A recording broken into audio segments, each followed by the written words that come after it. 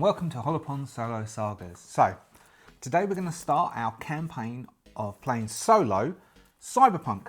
And thought what we'd do first for our Sprint Zero, if you are an Agile aficionado, I'm a Scrum Master, so I could do whole videos on Agile. But anyway, what we're doing for our Sprint Zero, for our Session 1, our Session 0, is we will do some character generation, and we'll talk about my ideas of how to play Cyberpunk solo. And so I've been collecting stuff as I've loved Cyberpunk for years. I played first edition Cyberpunk 2013 and then 2020. Both I ran very, very long campaigns for. Didn't play third edition, and then I've been looking at Red for ages, and I decided instead of playing the 2020 stuff, as I did take a look at Red, I've got a load of the Red stuff, and so what we'll be playing for this campaign is Cyberpunk Red.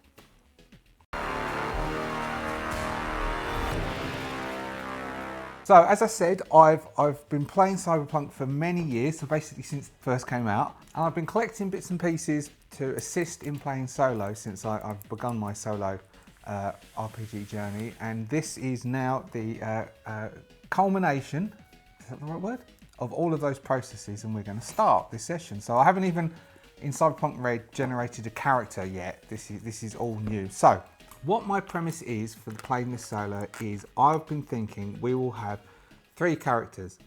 The 3 characters will know each other. We'll have a primary, which will be a solo, of course, or you could have a netrunner. But I'm going to say that our three main characters will know each other. We will have our solo and a netrunner who will be in a relationship, as most good netrunner, most good Cyberpunk stories have some form of relationship going on. Now, that doesn't mean that they're a deep lovey-dovey relationship. Chances are they are a completely mistrusting relationship between the two of them, but we'll use the life path to try and generate any sort of differences in the background, and probably a fixer to give us a nice way in to the campaign. My initial thoughts are they share accommodation. So they're grifters, they're living in Night City somewhere in a cargo container, like cargo. So basically the one step up from a coffin hotel. They are in a cargo container and they're sharing the rent for that, trying to get by. The game starts off saying that wherever you live, your first month's rent is done. So we will have something which will generate from the life paths, which we'll do in a minute, has caused them that they don't have enough money. And so what our beginning part of our campaign will be them making rent or trying to do stuff on the streets to make rent, doing jobs, doing some investigations, and then we'll see what can happen. My intention is to use if you've got Cyberpunk Red, it's very well constructed. It's definitely better than third edition. I did buy third edition and read third edition, and the layout and everything, I'm terribly sorry, Mr. Pondsmith, but it was horrible. And so I never even thought about that one. But 2020 I loved, and this really has a 2020 feel to it.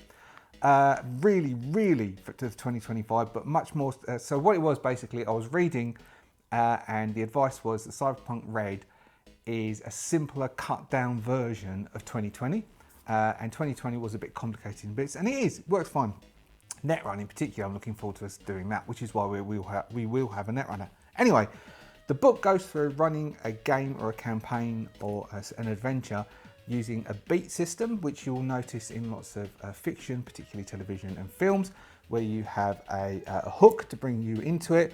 Then you'll have a series of cliffhangers and developments, coming up with a climax and a resolution. I've then taken those bits which are in the book, and I've created some random tables so as we can randomly have our hook, randomly have our looping cliffhanger dev cycle, and then ending with a climax and then a resolution, and we will just roll from the tables. And I'm going to make this available for anyone who would like to follow along and use this methodology. This should be available about the time this video goes up. I'm seeing if Mandy can make it pretty as a PDF, and then you can get access to it.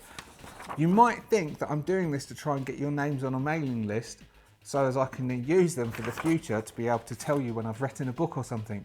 That would be an awful truth.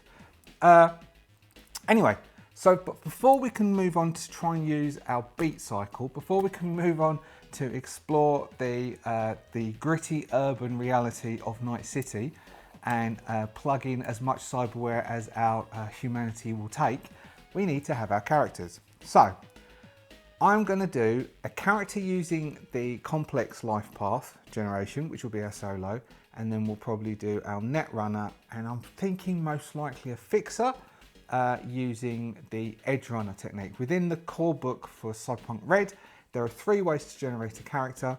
There's street rat, which is basically pre-gen in any other name. Edge runner, which is a much simpler system, so you don't point by, you use pre-generated numbers, but it's a bit more random. And then there's full-blown character generation, where it's point by your stats and your skills and everything. And you can be a far more diverse character with diverse skill sets. I've got some ideas about the solo and some ideas about the netrunner and the fixer. I would like the netrunner or the fixer to also have some kind of medical history, medical background, so putting points into medical skills. I've got an image of the solo being a pistol carrying with a bullet shield type person who is more physical, then long arms type solo, so more streets. And let's get into character generation. Let's start. We start on page 41 of the core book, which is what version? Because they've got various printings.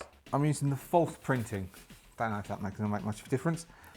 So we start off by picking our role. Now our role for this character is going to be a solo. So our solo's role ability is combat awareness. There's a nice flow chart which makes it easier. We will be using the flow chart on page 42, which is for the complete package character. The game uses D10s and D6s. It used to be called the interlock system. I don't know if it's still called the interlock system, but it's basically D10s, D6s. A skill, a stat, and a D10 above a difficulty number, or above an opposing role. I'll show you my old DM screen whilst we play at some point, which is covered in tables because of the first interlock system was quite difficult. We set our role ability, which for the solo is combat awareness, to 4 to start off with. Next, we run our life path. Now, things like this is where it comes to prep is play in the character generation as part of a preparation of playing a game. It can be quite a creative thought process, particularly things like this, Traveller, Hostile, Twilight 2000, if you use the life path, you're actually developing the character, you're developing their history as you go. And Cyberpunk 2020, well, Cyberpunk 2013 was one, because I didn't play Traveller, so this was one of the first games I actually experienced this way of generating your character with. So we start off, we will randomly roll the cultural origins. So we're going to try during this to embrace the diversity that is the cyberpunk hodgepodge and melting pot. The mega complex of Night City, as most of the cities in Cyberpunk is set in 2045, 21 years from now. So we start off with our cultural background. 1, North American, can't do the accent, and we'll pick the language of English. We begin with 4 points in our language of English. So we begin at level 4. Next, our personality type. Now, we will roll the personality type and we will see if we can, when we're doing the role-playing during type, for all 3 characters, see when doing the role-playing, we can actually match personality type. So we'll approach, what's 10? Friendly and outgoing.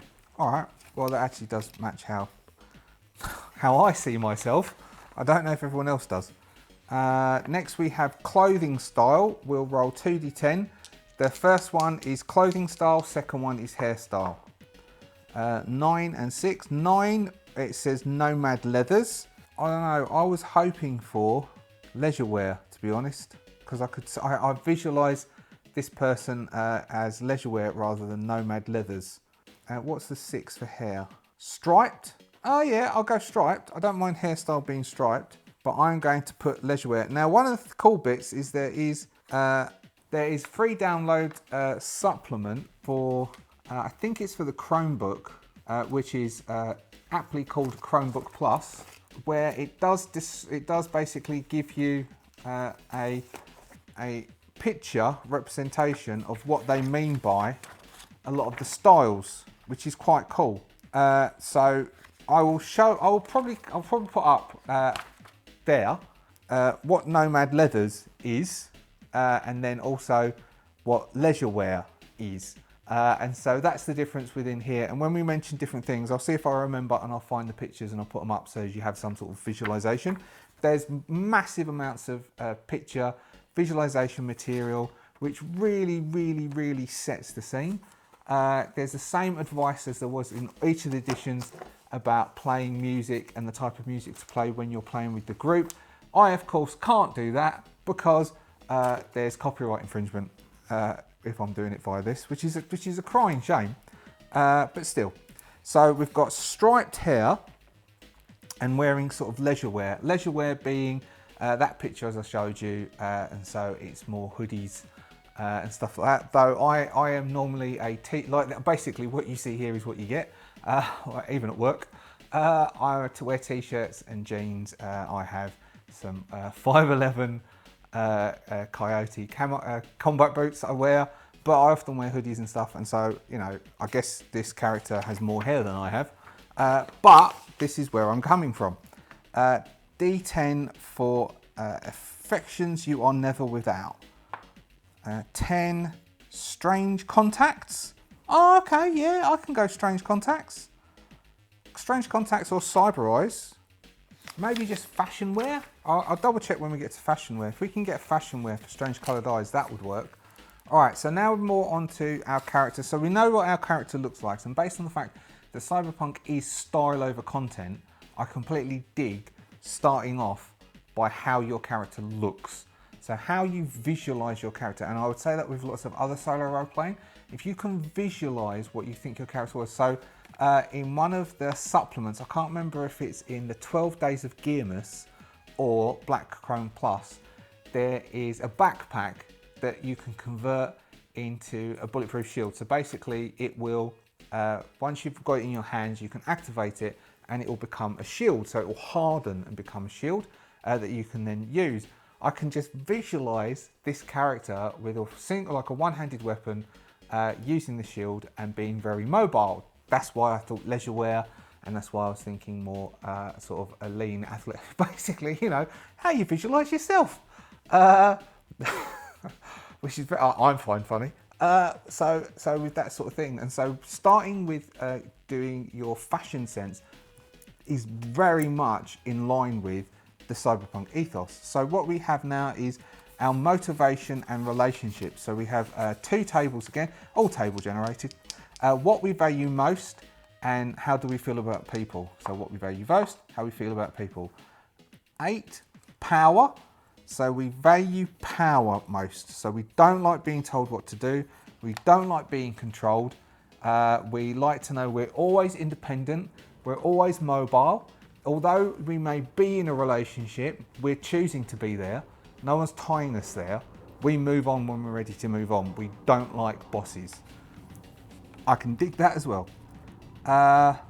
People are obstacles. So how you feel about most people, obstacles to be destroyed if they cross me. That is a bit too narcissistic and sociopath for me.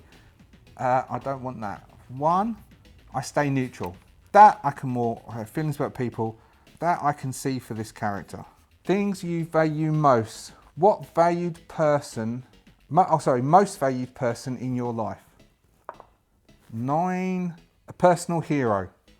Okay. Let's do another one just in case. 10, no one. I think I'd rather have that, to be honest. I think this person, so there's no one person. There's no one person there. So they stay neutral about people, which kind of fits in. So saying a personal hero, you're not really staying, you don't feel neutral. But if you feel neutral about most people, then there's no one person that this person, which then goes for that very sort of cyberpunk relationship idea that I've got. Because Because even in, so I've started, as always, I would always suggest when you're getting into something, revisit all the literature, revisit all the novels, revisit all the audiobooks, revisit all the TV and the films. So I'm almost finished with Neuromancer, and of course the relationship that the whole of the story starts with Case, and I can't remember his girlfriend at the beginning of the book, is they're in a relationship, but she completely screws Case over, and even the relationship that develops between Molly and Case is very circumstantial, and so that is a very, you know, of noir, of any of the sort of like the noir type stories. It's very much incidental relationships. So next we have family background. 3. Corporate technicians. This person came from a middle class with comfortable Connaughts or Beaverville, suburban homes, minivans, corporate run technical schools, kind of like living in the 1950s America crossed with 1984. All right, so whomever this character is, so that would be original family background is corporate tech. So one or both parents worked for the corporations as technicians, so some form of technical expertise. So we might give this character some form of technical skills as well, just that they picked up, but probably something happened, which is why they no longer, which is why they went the way they did, or they don't have an affinity for this. So that's the background, and then we've got the childhood environment. 4. Nomad packs with roots in transport. Nope. 5. In decaying, once upscale neighbourhood, now holding off the boost to survive. Okay, that pans out. I mean, we're 2045. When did the bomb? So basically, I don't know if you know 2045. So I dug out my Night City sourcebook, original Night City sourcebook, 2020 Night City sourcebook rather, thinking, oh, I can use this. But no, sometime in the recent past, someone, it was hitting, I think it was it Johnny Silverhand? And they retaliated. The corporation they hit, Arasaka, most likely, detonated a little pocket nuke, a little tiny nuclear warhead in Night City. So that whole Night City sourcebook really doesn't work very well anymore because there's a big, 2023, last year. Oh. So 2023, so if it's 2045, so what we've got 22 years. So if this dude is in his early 30s or late 20s, early 30s, that would make a small child when the nuke went off, which would mean that would be that they grew up with the family who was used to being corp tech, and then the whole thing might have fallen apart. Hence the in the ruins of hold on, what did I say it was? In a decaying, once upscale neighbourhood, now holding off the boost to survive. Yeah, that makes sense. Also, it would explain why this character then got into more protective pastimes, protective career. That they were the skills. I'm seeing the character as a he, but we can call them a they. Which is more protective, which is why they picked up those skills. Now, what was the family crisis that caused everything to fall apart? 5. Oh, your family vanished. You are the only remaining member. Boom. All right, so growing up in the corporate tech environment, once upscale area, maybe they knew something. They were working for some corporation and they vanished. This then gives us a sort of a hook that we can use later within our roles of development crisis, that something might come back, that they're not dead. They went off, they got taken off somewhere. So they vanished. I'm the only one remaining, so survived on the streets. What do we got next? Roll a d10, subtract 7, minimum of 0, to see how many friends you've made so far in your life. Ha! 0 friends, apart from the ones that we're going to roll up. So there's 0 other people that this character really knows. Enemies, roll a d10, subtract 7, minimum of 0. 0 again. So it really does not get involved with people, does our character here. Moves in, does a job, moves out. Sweet revenge. So what's this? Is this tragic love? Oh no, that's tragic love affairs. Sweet revenge. It's not really ugly until you blood between you. Comes through. Okay, tragic love affairs. D10 -7, minimum of 0. Haha! So he was too busy having tragic love affairs. So we have 2. So how each of the 2 ended. So we've got first one, 6. Your lover went insane or psycho. Okay. We've all had that. Or it could just be my choice of, you know. Anyway. Moving on. And the second relationship before the one is in now. So 2 back, went mental. Sorry. Got psychosis. The last one was kidnapped. Oh, all right, was kidnapped. 1 to 5, they died. I bet still. 1 to 3, they died. 4, 5, 6, they survived. 7, 8, 9, 10, I don't know. 1 to 3, they died. So we could have a revenge thing. Let's generate one enemy off the back of that one. Okay, so we're going to generate an enemy off the back of the kidnapped revenge thing. Okay, so we've got 3 tables. Enemy, what caused it, who has been wronged. We know what that is, kidnap. And then we've got what they can throw at you. So enemy, 7. Partner or co-worker. Okay, a co-worker at the time. What caused it? Kidnapped lover. Maybe they thought I cheated them. What can they throw at me? 6. A gang. So one of the gangs. So maybe I did some work for one of the gangs. 1 D10 plus 5. Should we do that now? Because then we can just kill off the gang. So what's that? So 7, that's 12 people. And what's going to happen? So when we bump into each other, what happens? 4. What are you going to... Oh, okay. Kill them. Go into a murderous rage and try to physically rip their face off. Okay, so he's not that neutral. He's our character here. So that's what we've got. Our tragic love affair. We've got kidnapped, died. First one went insane. Second one kidnapped, died. That was kidnapped by a co-worker, which is now we've got an enemy. So we have 1 enemy. And finally, we have what the life goals of this character is. 1. Get rid of a bad reputation. So once you've done the general life path, we then move on to doing your role-specific life path. Now, a role-specific life path for this character is, of course, a solo. There's little bits on the character sheet which comes with it for most of this stuff. The only bit that I haven't been found was the strange contacts, but I guess that is most valued possession. Maybe this is sort of a thing because he feels deserted, doesn't like his true eyes being seen, something like that. So maybe he would like the mirror shades, but this says strange contacts, so we'll go for that. So, D6, we're using a D6.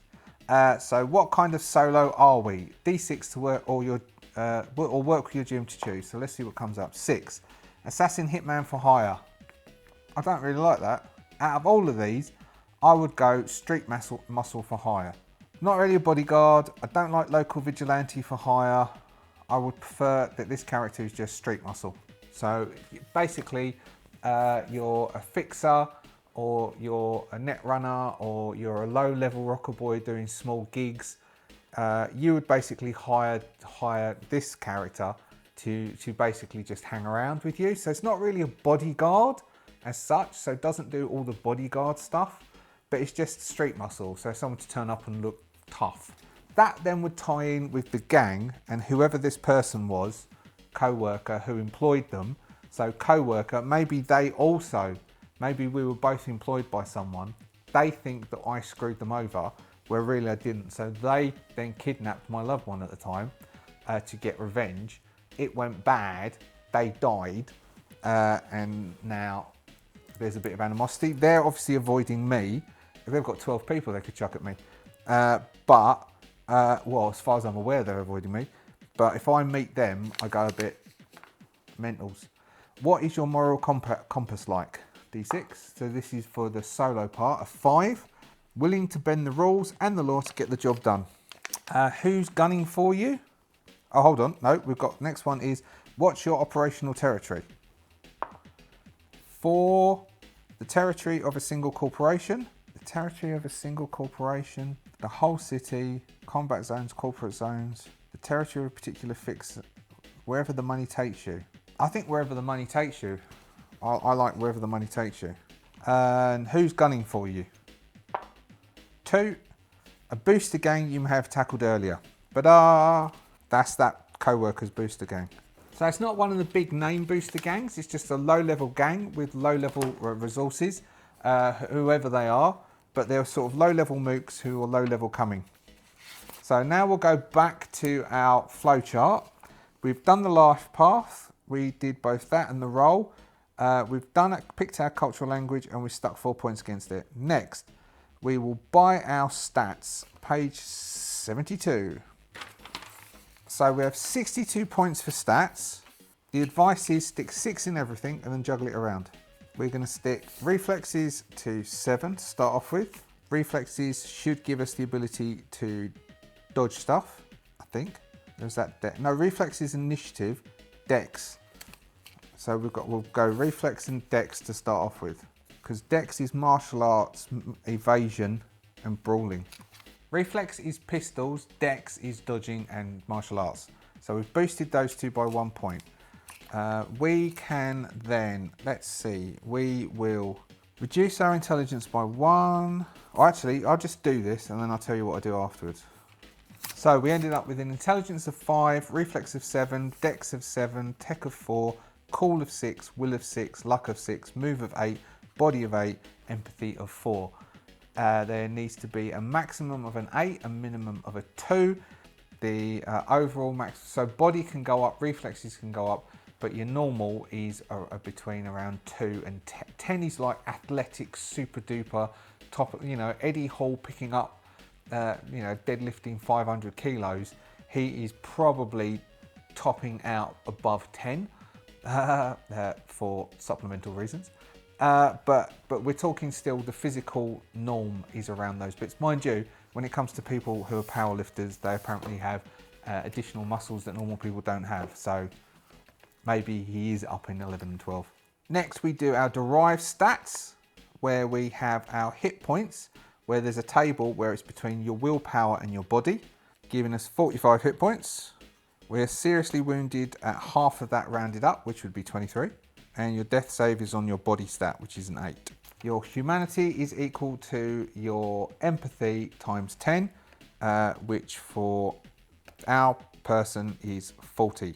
So we could probably say that because of our character's childhood, their humanity was sort of edged away a bit. Next, we're into skills. And before we spend our 86 points on skills, making sure that we've got 2 points in all our basic skills, which is athletics, brawling, concentration, conversation, education, evasion, first aid, human perception, language. Like, there are a lot of skills in this in 2020. It's very much the major skills, so not like a lot of the free league games we've been playing just recently. It's quite, you always have the fear of missing out. Should I put points here? Oh gosh, if I put points here, I might need it, but I haven't got points there. So one of the benefits is because it uses stat plus skill plus a D10 roll, it means no matter what, even if you have 0 points, you can try rolling it.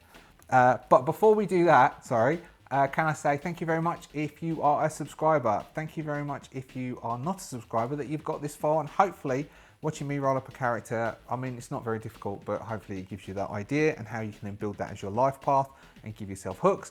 If you are not a subscriber, could I please ask you, would it be cool for you to subscribe? If you are, thank you very much. If you are a member of the Adventurers Guild, your name will be going up there. People can join. I'll mention it more again, you see the names at the end. So hopefully that was a nice little segue and we can do that bit, and then when that's done, we can move on. So I'm going to spend the 86 skill points for our solo, and then I'll come back and I'll tell you where I put them. So I'm not too sure if I distributed these in a sensible way, and I'm pretty sure they add up to the right amount. I'll quickly double check. I think I was 2 over, so I've knocked stealth down. So we've got concentration of 2, perception of 2, athletics of 2, stealth at 2, education at 2, street slang at 2, English at 4, your home local expert at 4, brawling at 6, evasion at 6, martial arts, Aikido at 4, Melee, so that was because he can then disarm and take a weapon off of someone else. Melee weapons at 4, auto fire at 4, handgun at 4, shoulder arms at 4, conversation at 4, human perception at 4, persuasion at 2, personal grooming at 2, streetwise at 4, basic tech at 2, electronics at 2, first aid at 4, lockpicking at 2, pickpocketing at 2. Thought process is being that I geared it more towards sort of street useful type of skills, the pickpocketing and the lockpicking to try and physically get into places, because maybe to sleep or to steal, which is why the security tech is at 2 as well, to break through basic security and get into things. First aid because he'd have to patch himself up after a lot of street brawls. Basic tech was because of the childhood. Then we've got streetwise, personal grooming, persuasion, the conversation, those social skills to stay alive and get work. And then shoulder arms. I wasn't in two minds whether to take shoulder arms or not, because I thought, like, when would he get hold? But he might have got hold of one once or twice and needed one once or twice. Handguns, auto fire, those ones all in that one. And then a lot for the brawling, the evasion, and the martial arts. Martial arts and brawling go together with Aikido, because if you can make a more brawling attack and an Aikido attack and they succeed, then you can disarm if you roll against a 15 difficulty value. And melee weapons, of course, because just in case. Then a little bit of the street slang and the local knowledge, and then very basic education, stealth, athletics, perception, and concentration. That's our character skills. Next, we then will roll on from doing skills. We go straight on to doing our buying our stuff. Now, as a fully flown character, we get 2,550 credits to spend on stuff, and then 800 to spend on fashion and fashion wear. So I will do that and then I'll come back again. Just worked out that I'm over because of security tech being a ×2 skill, so it takes 2 points, and martial arts being a ×2 skill, and auto fire is a ×2 skill. So I am over by points, which I then have to take off of other places. So I am taking streetwise down to 2, and personal grooming I'm taking off. So now we've corrected our stats, and hopefully I've got them all right points wise. I'll add them up later. If not, we will spend our 800 on fashion wear. So we're going to get shift tax, which is, I'll just read it.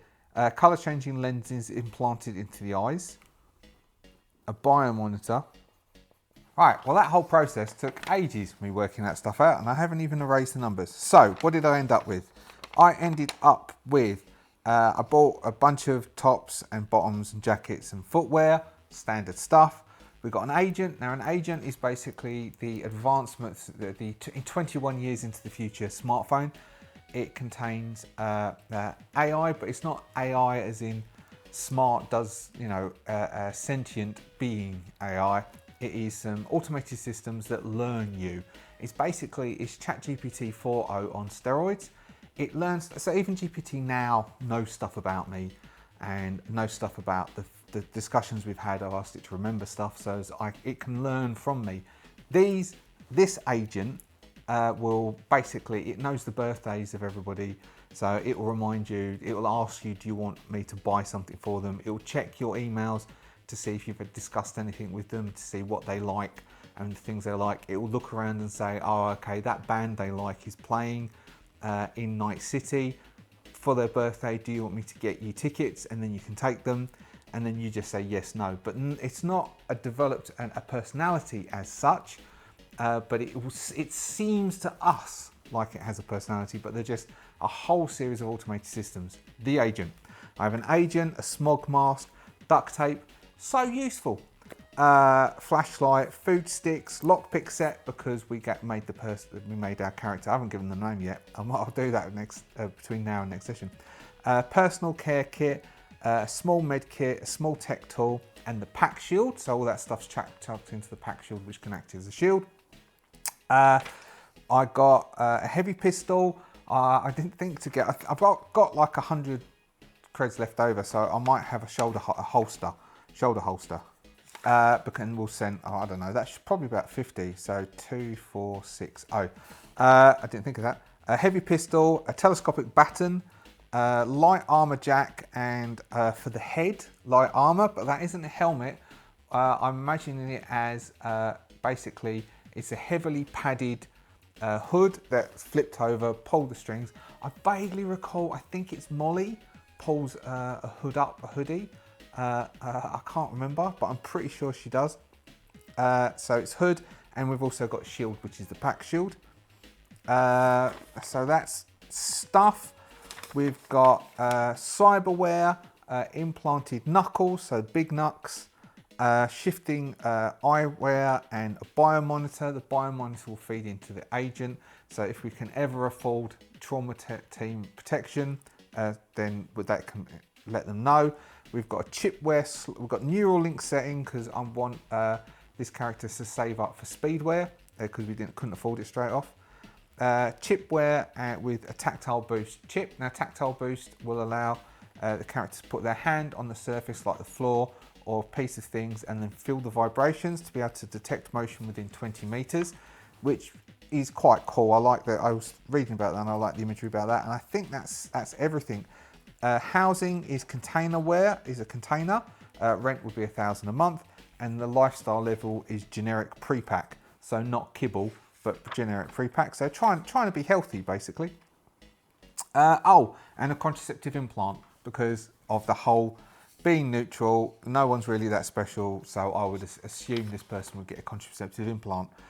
And that is our character. Haven't given them a name yet, but because that took so long, I mean, I'm gonna have to like cut loads of this down.